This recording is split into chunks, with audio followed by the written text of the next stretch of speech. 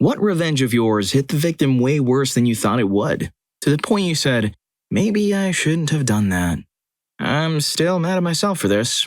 When I was a preteen, my friend and I went to one of those day camps that picked us up in yellow school buses. One of the other kids in our bus was a younger boy I'll refer to as Eli. Eli was a freaking terror. He would scream, make a mess, and be as annoying and insufferable as possible.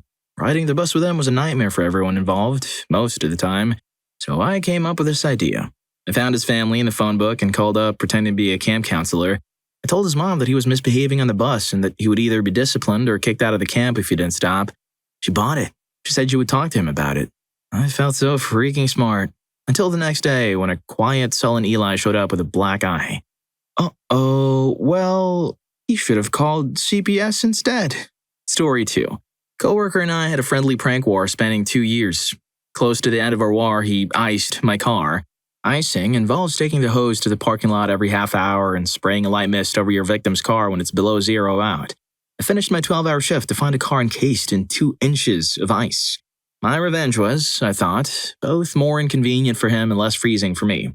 I decided to take a bedsheet, drape it over his car, and only took 4 or 5 trips out with a hose the next night. So the next morning, he finds his car with a 1/4 inch of ice freezing a sheet to his car. When he started peeling off the sheet, he pulled his windshield wipers, arms and all, off of his ratty Jeep.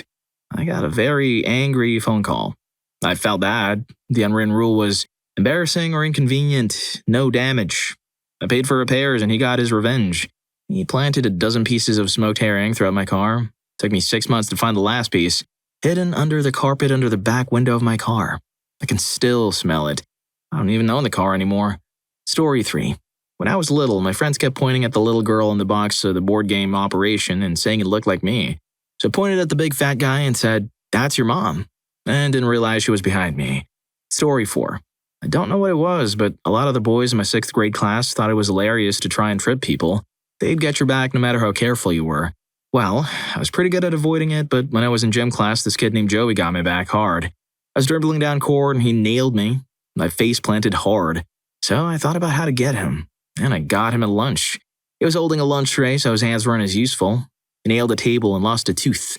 I got suspended for 10 days and a strict no-tripping policy got implemented. Immediate suspensions if caught. Story 5. This one is not as serious or entertaining as most of the answers you'll find here. But when we were kids, my sister threw water at me and ran away, so I picked up my glass of water and ran after her. I threw the water from the glass at her once I had her cornered. Unfortunately, the glass had slipped out of my hand and it hit her right across her face. She got bruised pretty badly. Story 6. I had a big group of friends from 13 to 18 when we were 17. One of them stole my girlfriend. To be fair, he legitimately knew we were going out. He got her intoxicated and fooled with her at a party. He knew I'd find out. Said to my face he didn't care. Tough crap, mate. It was her fault as well, of course. She wasn't passed out or anything like that. She'd been leading him on and was sober enough to consent, if intoxicated enough to get over the social stigma of actually doing it. So from that point on, our group of friends just cut this guy out of our circle. We stopped inviting him to stuff. He tried to hang out. We told him to screw off. Mates that had been friends with him since primary school just ignored him. Initially, I was super proud of this show of solidarity for my bros. My best mate was actually dating my now girlfriend's best mate, and he split up with her because of her attitude about the whole thing, trying to defend her friend to him and make him hang out with him. So, first summer back from uni, we're all 19 to 20. We see him in a local pub. I don't know what to do. Decide to try and be cool about it and go up to say hi. He tells me to screw off. I guess he blames me for all his friends cutting him out of his life. I don't get the chance to explain that I in no way asked them to do that. They just did what they saw as the right thing. 2 weeks later, we're in the same pub, and I see his younger sister. She's 17 now, very, very attractive. I start a conversation with her about her brother and how I feel bad about what we did. She says that it did really hurt him, but he's got some new friends now, mostly from uni and is still with my ex, despite a long-distance relationship over the uni semesters. He won't talk to any of us old friends, though, which I think is a genuine shame. He's known some of the guys since we were 5. One drink leads to another with this girl, and we end up back at her house. Her parents are away, her brother is staying in my ex's flat. She has her own flat. Didn't go to uni, got a job. So, empty house. We end up fooling around. Next morning, her bro calls round just as I'm leaving. The look on his face as he works out what's happened. He goes from utter despair to absolutely mental in about half a second. Eventually, I just had to leave. His sister finally managed to explain to him that it was nothing to do with revenge or anything and that I was genuinely sorry for how he treated him.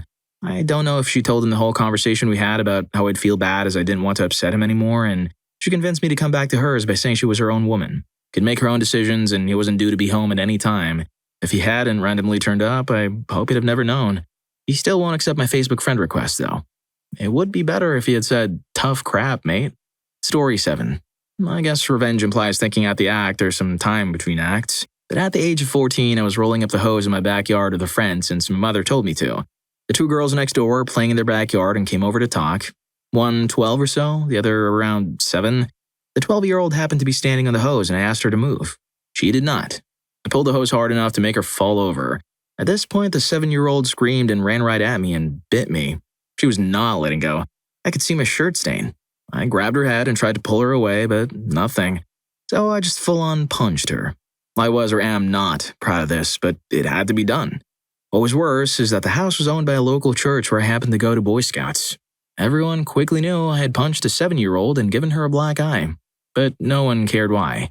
Story 8. I was 11. My older brother was 16.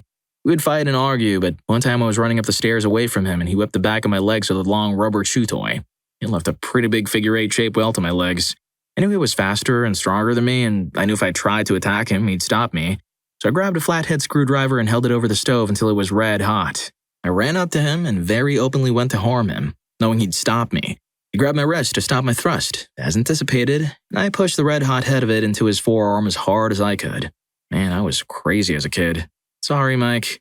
Story 9. I had a neighbor yell at my younger brother about his weight, and I took it extra personal. Didn't know how to get him back without getting caught. Then I figured out I could place nails just under the back of the tire, so when he pulled out of the driveway, he'd run over them. Turns out he was super poor and couldn't afford the repairs. My dad had to carpool with him to work for a month or so. I've never told anyone. Story 10. When I was about 7 or 8, there was this girl in my school that was absolutely horrible.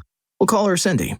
Cindy would run up to you and pull your hair out, steal the toy you were playing with, eat your snack at snack time, etc. In other words, she was a real witch.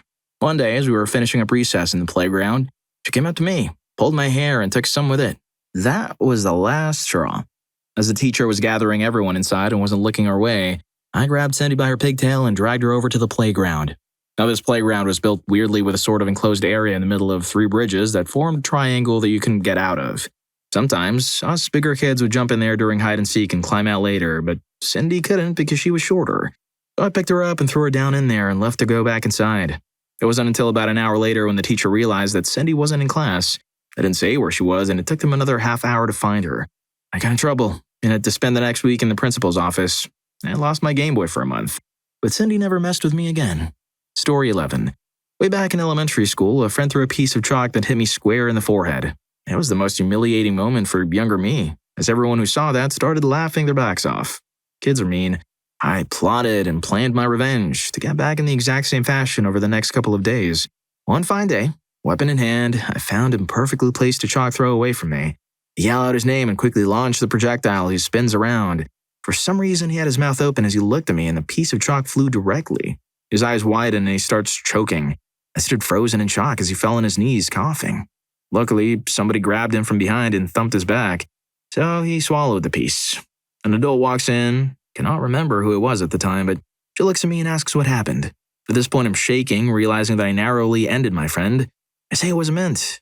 My friend, also shaken at this point, laughs it off, saying it went straight into his throat and he didn't taste it. The adult shakes her head and says next time, just hand it like a normal person, and walks away. Years later, when we were moving away to another country, I reminded him about the incident and came clean about the whole thing. He snaps and yells, "I knew it!" Story 12. 2 days ago, actually.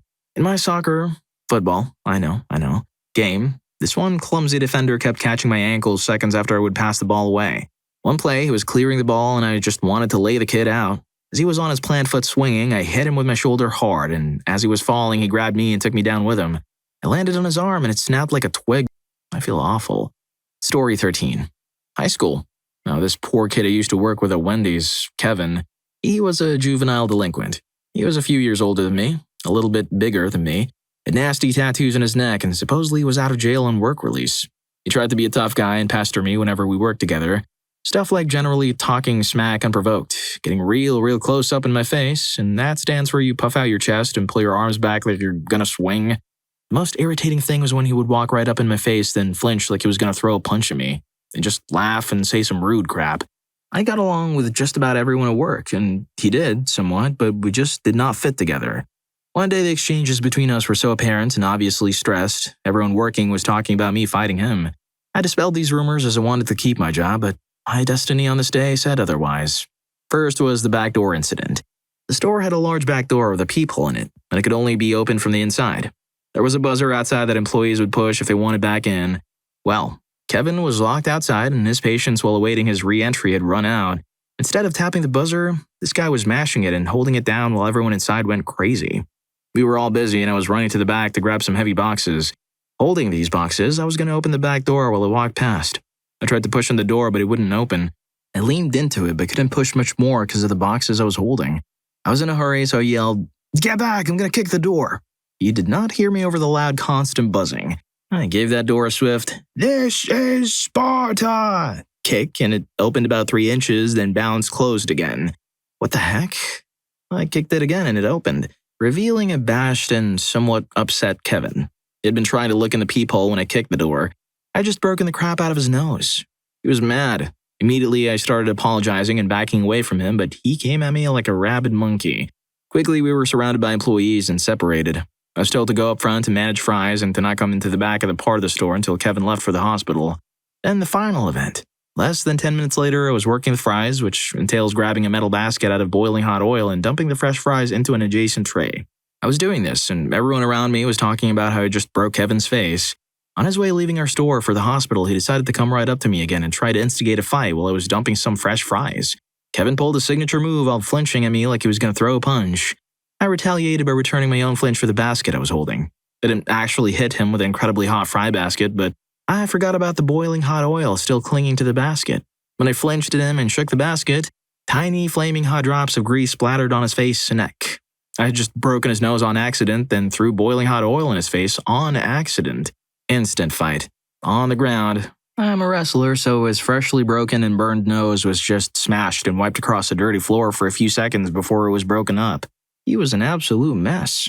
He left for the hospital. I got sent home. That was it. No charges. No questions from managers after. No more being scheduled with Kevin.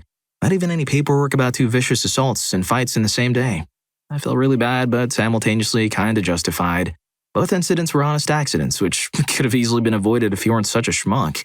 I still felt like the outcome was worse than reasonable. Story 14. I had a girlfriend cheat on me.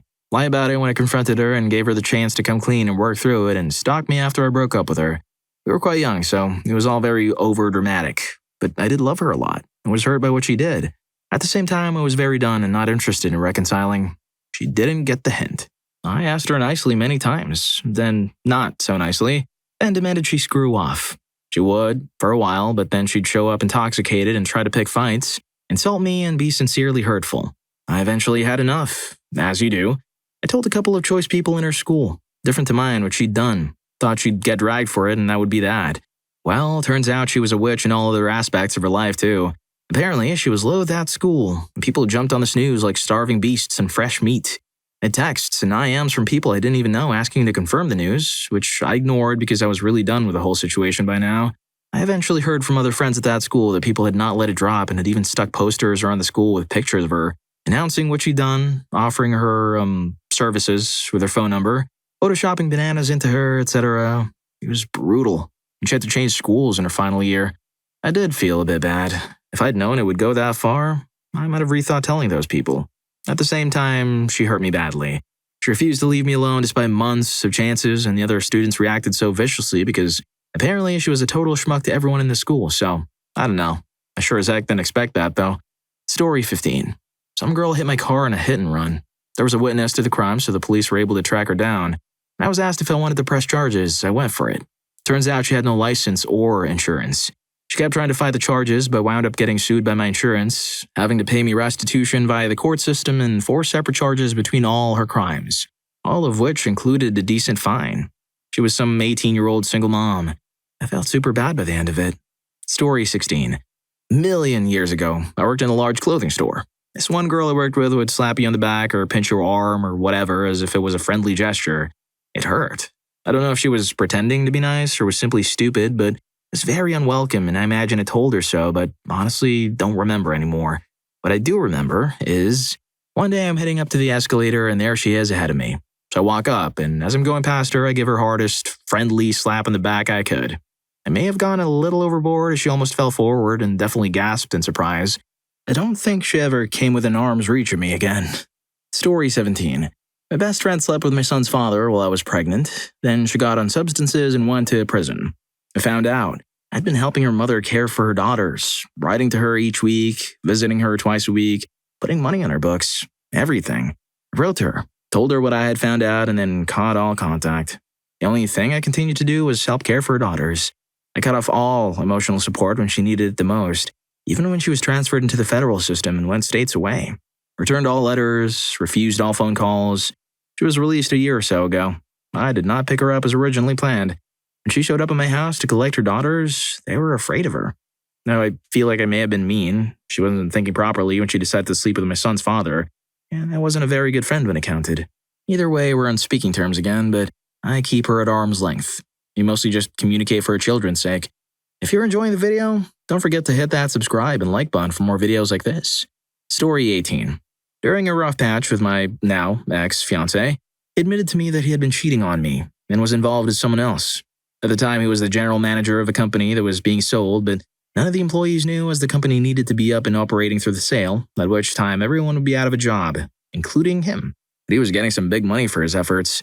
So when he came clean about the cheating, I went out and got intoxicated with a friend. Came home that night and called everyone's voicemail and left a message with the details of what was happening to their jobs in the company. It was a complete mutiny the next day. If he was the only one getting the golden parachute and the endgame was, surprise, you're fired, I feel that she did the right thing regardless of his cheating. Story 19. So once at a party, the guy working the grill at the snack bar across the street from us, who I don't know all that well but often joke around with, stood in the center of the room and announced that he got a new job.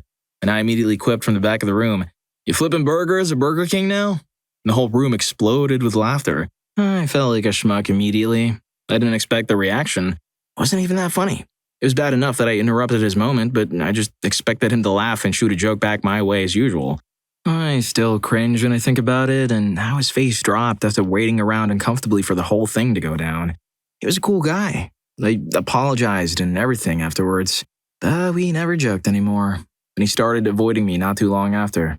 I still feel bad about that. Story 20. When I was in nursery, preschool, a kid used to constantly pester me, take toys off me, etc. One day, outside in the garden, he stole a toy tractor I was riding on. He stood up on the seat and stuck his tongue out at me. Age 4 me had finally been broken. I ran and kicked the tractor, which jolted it forward. He subsequently fell off and rolled down a hill into some stingy nettles and got some pretty bad cuts and bruises. I remember thinking right then and there, wow, I really didn't need to do that, but that little part of me felt great. Story 21. I had a homophobic teacher assistant. One day, me and my friend are messing around. We've been close, not love each other close, but calling each other love and darling was a normal greeting. Messing around, she sneered at us and said, "That's not right. Men shouldn't be like that to each other. God doesn't condone it." Or something to that effect. I can't remember the exact words. While my friend happened to be gay and offended.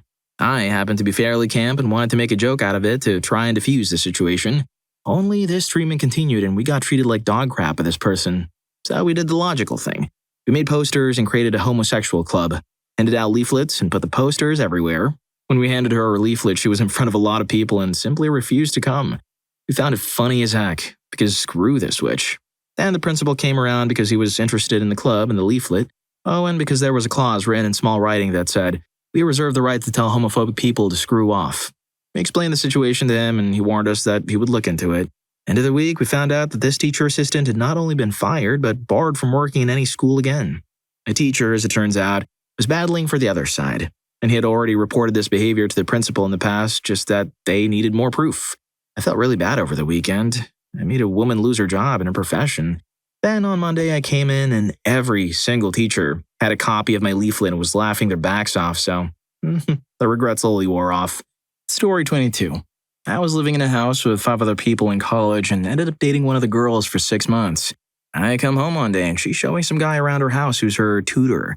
A month later, she dumped me and it's this tutor who she's dating instead. I can hear them cooing to each other, kissing. It's driving me insane. Never date a roommate, by the way.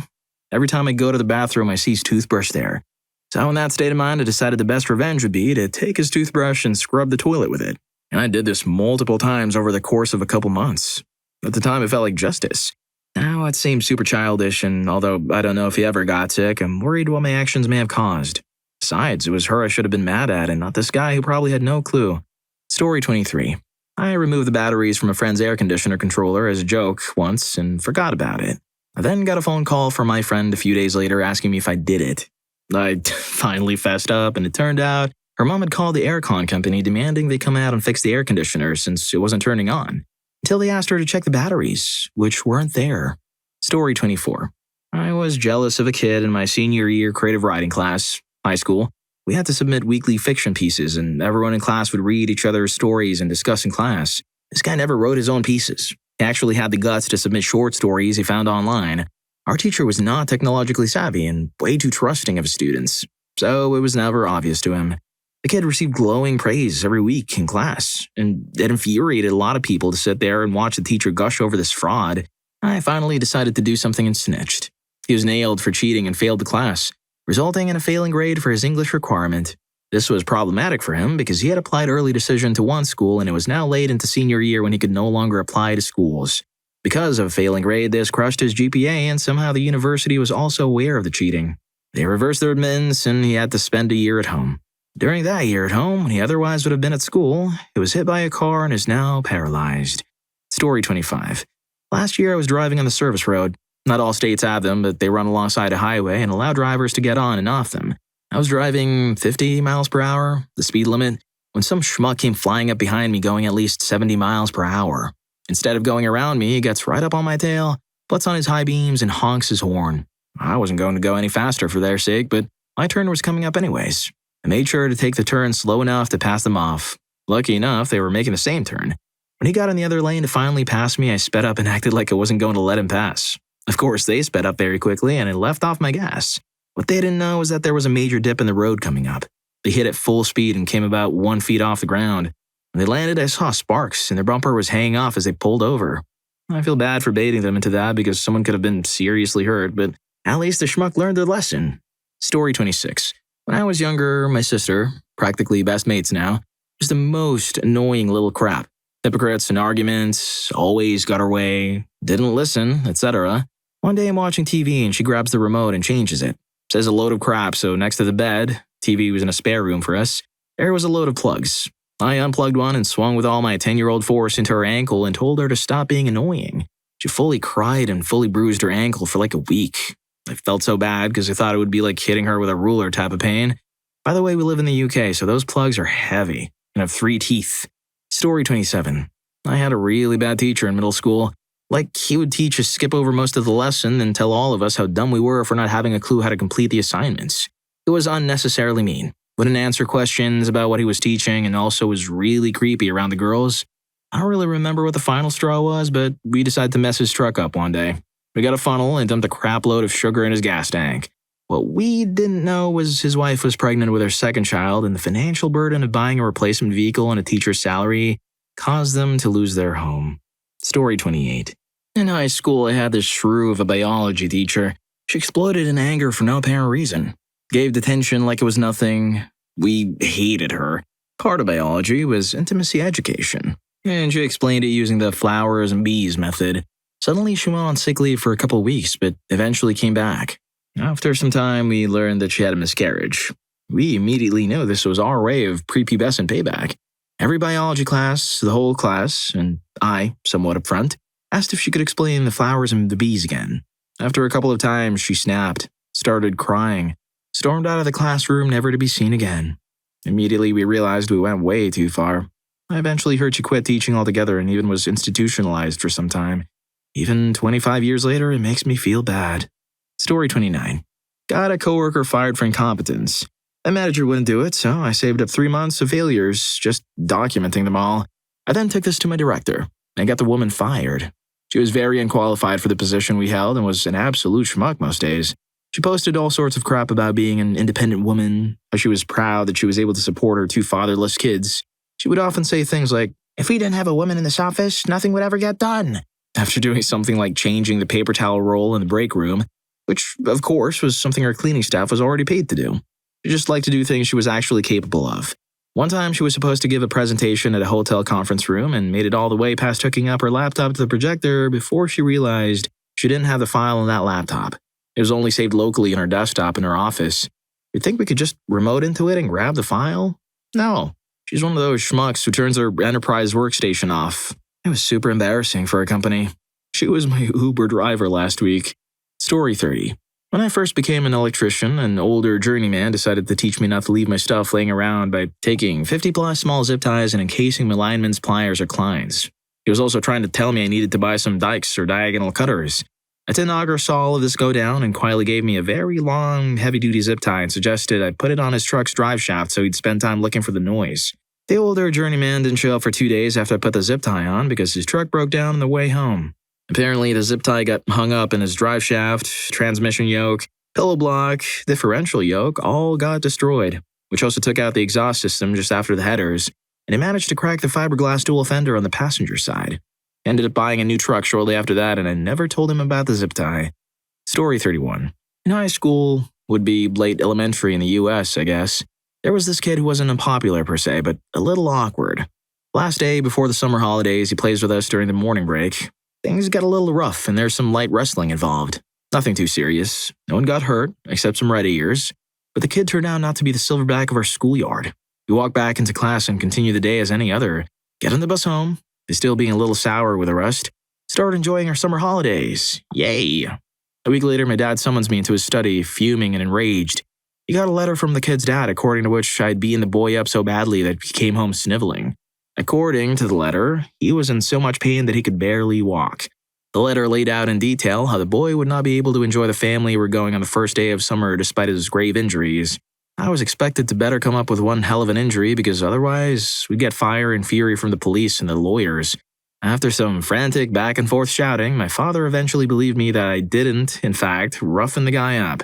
My father wrote a conciliatory letter to try to work out what precisely had happened. The other family wasn't having that, though, and began collecting statements from witnesses. Turns out that several teachers stated in writing that the kid appeared to be completely fine throughout the entire day, did not appear to be in distress or pain, and had interacted with him and other students completely normal. Whoopsie. The other family concluded that there had been a misunderstanding. I was pretty mad at the guy because I seriously was expecting to get roughened up badly at home and be in a ton of trouble had this gone otherwise. So once school started, I waited until our entire male class was assembled and then told the story with appropriate snark to the rest of the class. Nasty snitch move. From that moment on, that kid spent years at the bottom of the hierarchy and was the back of every joke for a long time. That time must have been really crap for him. I regret that deeply, because the kid was actually genuinely nice, if a little awkward, and grew up to be a pretty decent adult. And to his credit, once school started, he came to me and tried to explain the situation to me. The gist was that it were his overprotective parents who were the real trouble, not him. But I was so mad because I could have gone into so much trouble over nothing, just out of someone else's spite. But during the entire summer, I hadn't even gotten an apology or any admission of wrongdoing and was left doubting myself. There was also no attempt by the parents at getting us to talk to one another. That's deeply regrettable. I wish someone clever had helped us talk through that situation. Story 32. In my middle school, we had this thing called corn dogging, or something which involved just kneeing people in the back when they weren't looking. Anyway, in 7th grade, I was at my locker about to get my lunch when these two kids approached me. The one, Evan, told his crony dude to corn dog me if I turned around to get my lunch. Evan had a locker to the bottom left of me, so he was getting his lunch while his bud watched me. I've been doing this to me for months, so finally I had enough and decided to kick the crap out of the locker to try and get him away from me. It hit him right above the eye and he started screaming in pain. Me, being like 13, freaked out and didn't know what to do, so I just went to lunch. Got called to the principal's office like 5 minutes later and we both got detention. Story 33. Junior year in high school. We'd gathered at a friend's house to play some D&D. Someone had brought a 2-liter cola bottle that had been filled with tequila. We'd mostly ignored the alcohol and focused more on the game. All but one of us had kept our drinking reasonable. One guy had decided to get completely sloshed. He was stumbling around, being obnoxious, and making lots of rackets. Friend's mom was in her room, and then he started retching. We took him outside, but he kept coming back into the house and retching up on the carpet. He had finally had enough of his crap and decided to take him home. We loaded him into the back of my friend's pickup and took him to his house. It was late, and his parents were asleep. He opened the door, and we pushed him in. You could see him kind of stumbling across the living room through the front window. One of my friends was like, "You know what? Screw him. I started ringing the doorbell and pounding on the front door. Our intoxicated friend stopped and faced us with a look of absolute horror in his face. We all hopped in the pickup bed and sped off. As we were driving away, we could see lights coming on all over his house. 16 years old, intoxicated as crap. His parents were less than happy.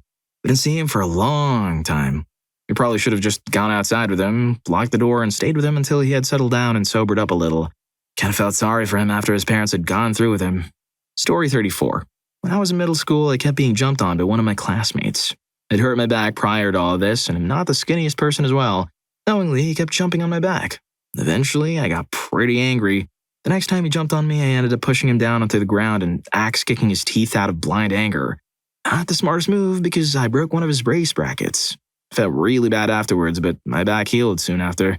Story 35. During middle school, me and my best friend at the time are playing poker or some other card game involving gambling. There was some sort of disagreement, and I was certain that he owed me money. It felt like he didn't owe me anything. At some point, I was told by someone else that he was not going to pay me because I was a schmuck. I got mad because I'd known him well for years. I knew a lot of stuff about him. I started to use this info to turn everyone against him. This, in turn, made it a popularity contest, which I won. Mainly because I was the bigger schmuck and had no problem spilling everything I knew about him to all I knew with some added stuff to further humiliate him. In the end, he was pestered by most people he used to consider friends. I later found out that he needed some therapy during those times. I always went straight home after school, which was not typical behavior for him or for most kids in my country during middle school, especially for him because, like me, he was part of the popular kids. Years later, I apologized to him and we became friends again. Our lives headed to different directions, but we still see each other every now and then. This is pretty much the only thing I regret in my life. A feud over a few euros turned my friend's life into misery for a couple of years. I'm just glad he pulled through. But even though he forgave me, I don't think I can ever forgive myself. Story 36. When I was younger, I was at a birthday party. I was like 6, and everyone decided to have a water balloon fight. Medieval Uncle Ron left a pocket of air in the water balloon so that they couldn't pop. So my dad, not knowing the balloons couldn't pop, whipped the balloon at this random kid, and instead of hitting him and covering him in water, he just smacked him and fell off onto the ground. The kid was crying, and he had a big red welt on his chest where the balloon hit, and my dad felt really bad and said to the kid, "Here, I'll do it to my own son to make you feel better." Then proceeded to whip a balloon at me, smacked me in the back, and nearly took me off my feet. Left a big old red mark and hurt like crap. Felt like a grown man smacked a sunburn full force. To make matters worse, the kid's dad passed away from cancer 3 weeks later. He still had the bruise from the balloon at the funeral, and so did I. Story 37. I got into an argument in middle school over a game with a friend of mine, which led to insults and eventually him saying all sorts of things about my mom. A classic middle school move taken to the extreme, really.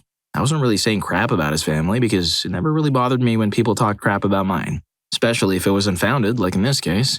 Eventually, I just looked at him and went, "Dude, your mom works for my mom." I felt so preppy and insufferable. I should add, she did, in fact, work for my mom's workshop. Well, if you like these stories, here's more. YouTube thinks you're going to love this. Catch you in that video.